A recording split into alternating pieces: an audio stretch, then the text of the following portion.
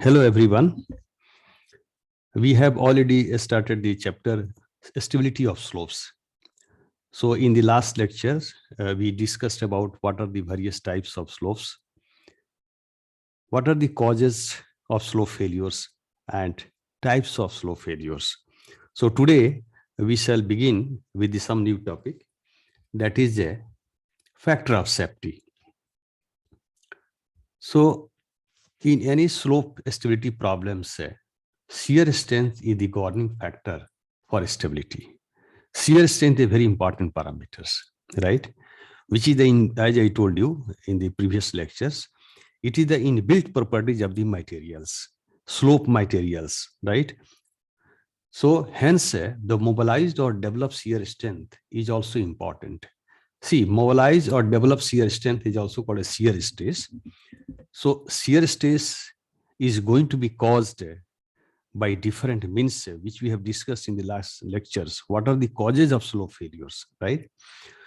So that causes means the shear stresses, how the shear stresses are going to be developed in the slope, right? And the slope is stable due to its shear strength properties. So the shear strength and shear stress are very important as far as the factor of safety is concerned. So we shall see, if this mobilized shear strength is less than the available shear strength of the soil, then the slope is said to be stable. That means if shear stress developed by some means is less than the shear strength of the slope materials, in that case we can say the slope is safe or slope is stable.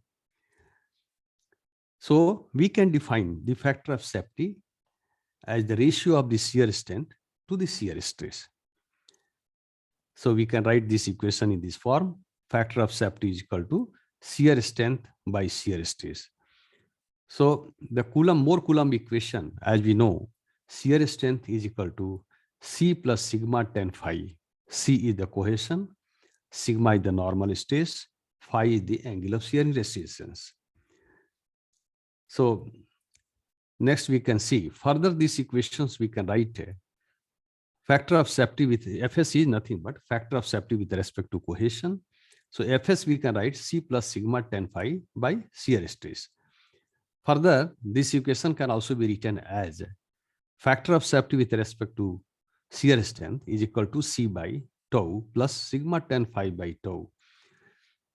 In case of mobilized cohesion, tau we can write Cm. That means in place of tau, we can write Cm, mobilized cohesion, right? And the factor of safety with respect to cohesion, we can write Fc.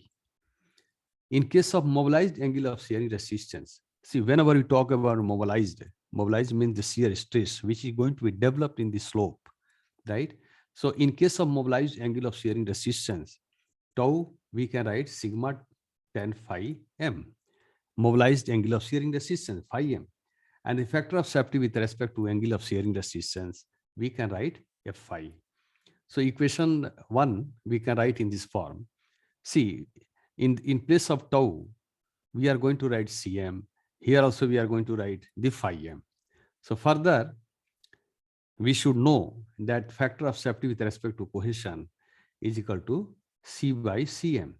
And factor of safety with respect to angle of shearing resistance, we can find out the tan phi by tan phi m or phi by phi m.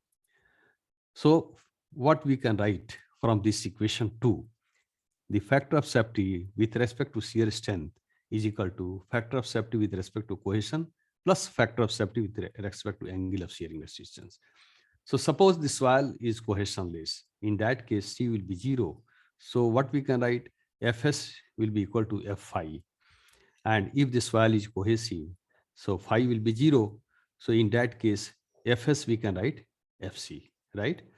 So further, what we can say, that factor of safety with respect to shear strength is equal to factor of safety with respect to cohesion is equal to factor of safety with respect to friction or angle of shearing resistance. Now we can see the method of slope stability analysis. The stability of slopes, we are going to talk about the finite slopes, how we can analyze finite slope, right? How we can analyze the finite slopes.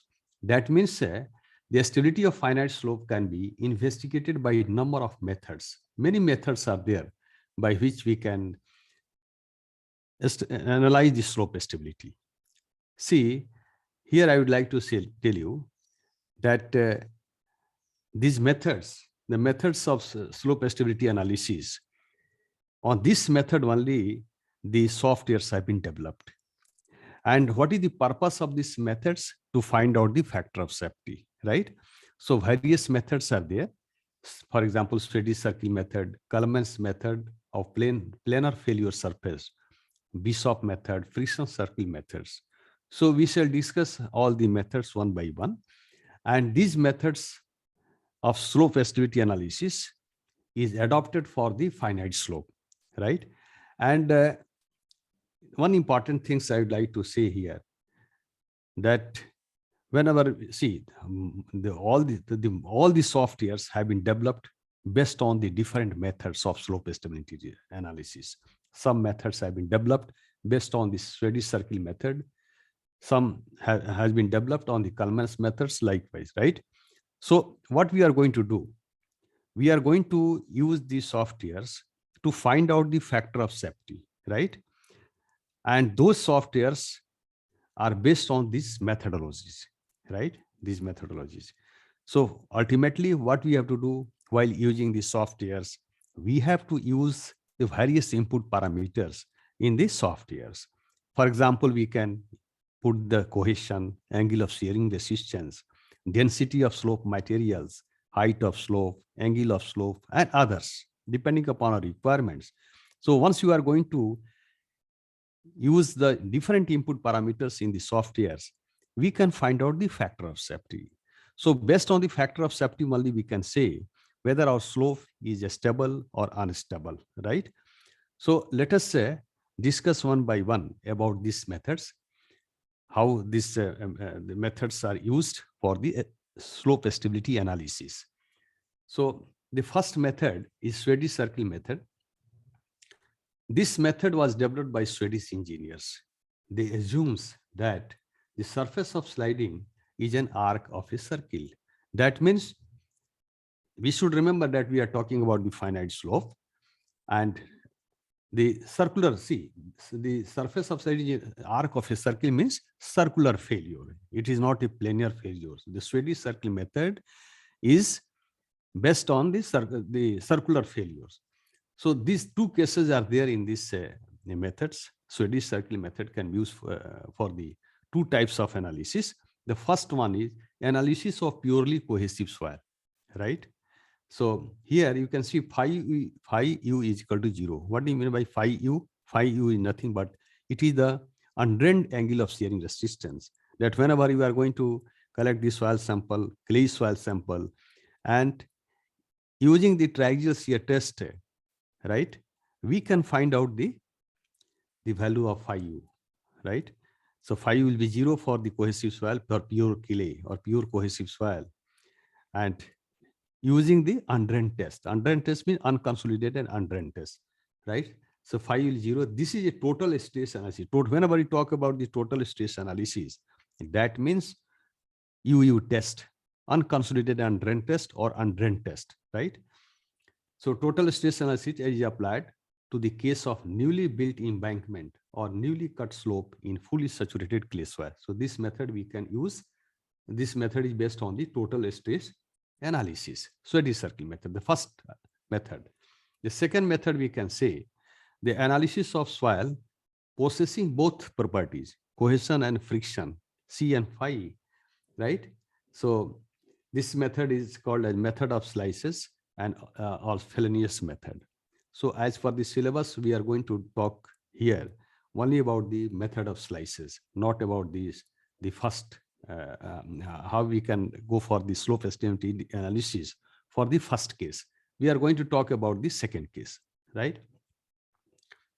So you can see the method of slices or Frobenius method is more generalized analysis suitable for different soils. As I told you, C5 soil and poor water pressure conditions. We can analyze Slope estimating analysis can be carried out for different types of soil and for different pore water pressure condition.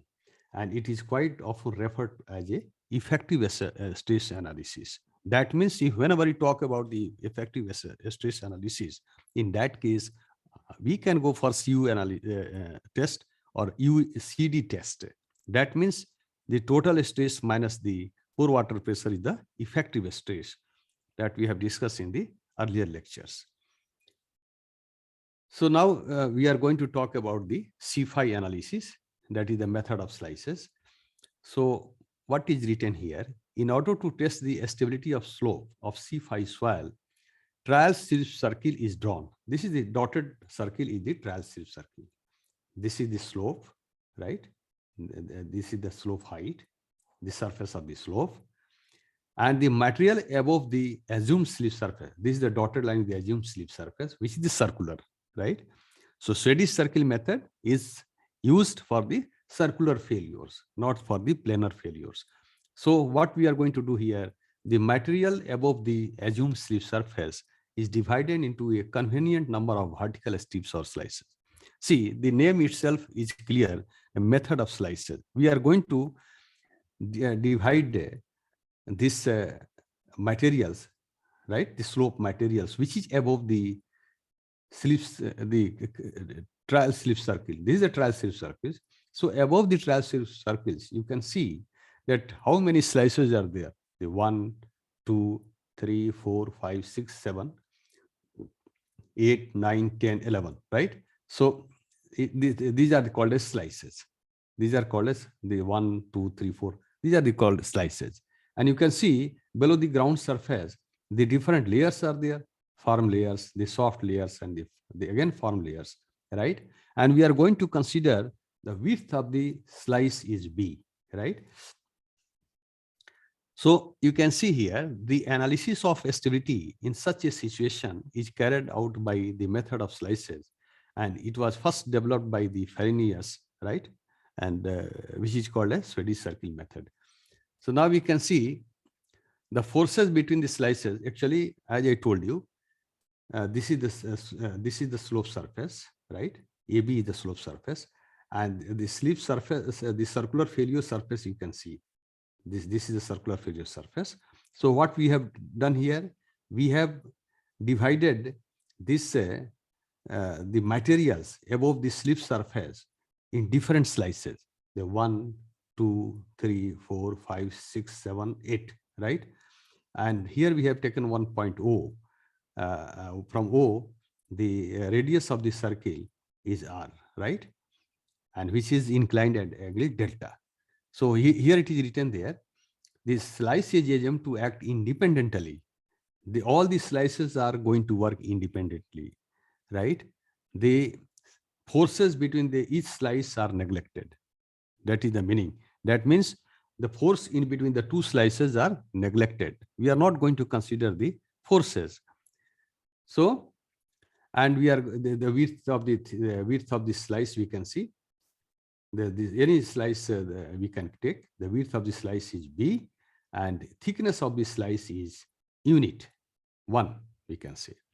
The weight W of each slice is assumed to act as its center. You can see these dotted lines. These dotted lines are nothing but these are the weights of the each slices. So W1, it has been shown by the dotted line, W1, W2, W3, like that, which acts at the center of the slice. So now we can see if this weight of each slice is resolved, if we are going to resolve the weight of the slices in the normal and tangential component, you can see these are the normal components, and this is the tangential components. So according to W1, W2, W3, it has also been named as N1, N1T1, N2T2, like that it has been written. The normal components N will pass through the center of the rotation. This is the center of the rotation, So what it says that the normal is going to pass through the center of the rotation, and hence do not cause any driving moment on this slice. That's why it is not going to cause any driving moment. Driving moment definitely it will, the failure is going to take place like this way, right? A resisting moment means the opposite direction. So let us see. So N will not be counted in driving force, but it will be counted in resisting force. So it is going to resist the failure surface. It is not going to permit the failure of the slope. However, the tangential component T, you can see T is are working in as a driving driving moment. You can see T1, T2, T3. It is going to cause the failures. So now what we can write, the driving moment, the T1, you see opposite direction towards the failures. It is working towards the failures, right? So driving moment, we can write T into R. R is the distance and the T1 is the force. So R into force into distance is the moment. So driving moment will be, we can write T into R. The tangential components we can see here, few slices at the base of the base may cause a resisting moment. In that case, T is considered negative. You can see here some slices, slice number 8, slice number 7 is working in opposite direction. You can see the arrow. So we can consider it as a negative, and it works like a resisting moment because it is in opposite to the failure surface. So if we are going to consider C the unit cohesion, right? And delta L is the curve length of the each slice. Suppose the curve length of the slice 1 is delta L. Similarly, for 2 delta L, for 3 delta L, for 4 delta L, likewise. Then the resisting force from the Coulomb's equation we can calculate. Resisting moment will be C the shear strength properties of the soil or slope materials. So C into delta L. Delta L means for each one slice we are going to take, plus N tan phi. N is the normal stress. So what we can write here, we can see N is directly, N is going to resist the driving moment, right? So you can see the N is inclined at theta with the W. So what we can write, so W1, W2 for each slices, right? We can find out the values of the N normal stress and the tangential stress, or normal force or tangential force also you can say. So what we are going to say, the N1 is equal to W cos theta, or T is equal to cos 90 minus theta. This will be cos 90 minus theta. So W sin theta.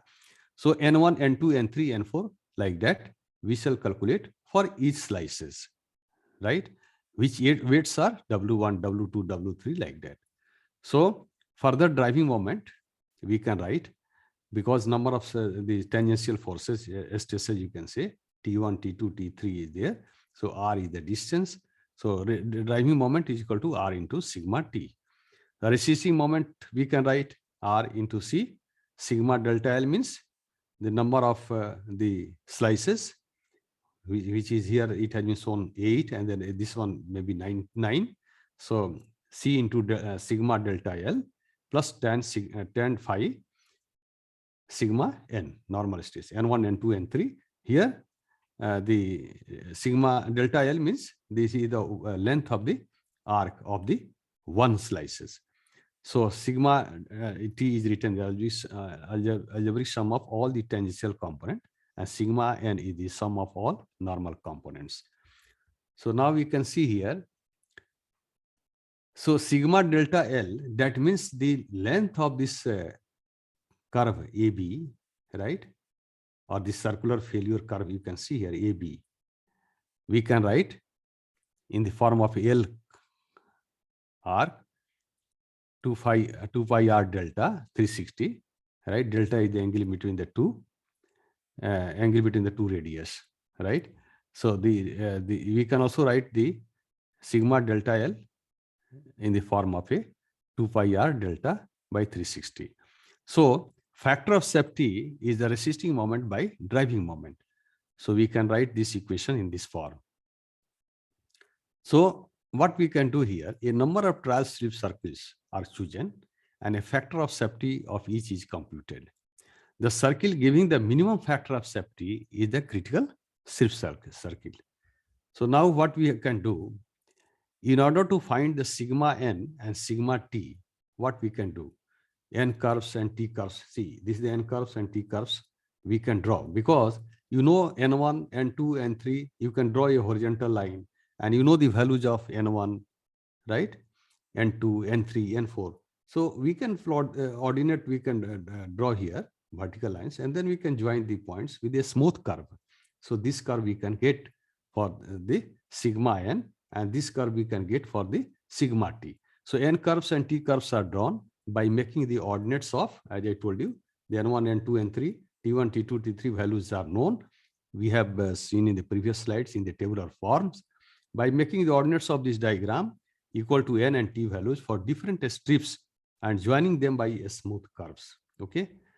So this the area of these diagrams can be measured with the help of planimeter. This is also one of the way we can find out the areas of this diagrams, n curve and the t curves using the planimeter, and we can find out this sigma n and sigma t. That is also one of the way. So once you are going to find out sigma n and sigma t, right? So we can calculate the factor of safety for by this method of slices. So this method is called as method of slices, and we can find out the factor of safety is nothing but resisting moment by driving moment. So this is all about our today topic, that what we discussed. We talked about how we can find out the factor of safety, right? What is factor of safety, and what are the methods for the slope estimation analysis. So today we talked about the method of slices, which is also called as Fellenius method, and tomorrow we shall talk about the another method of slope estimation analysis. So thank you very much.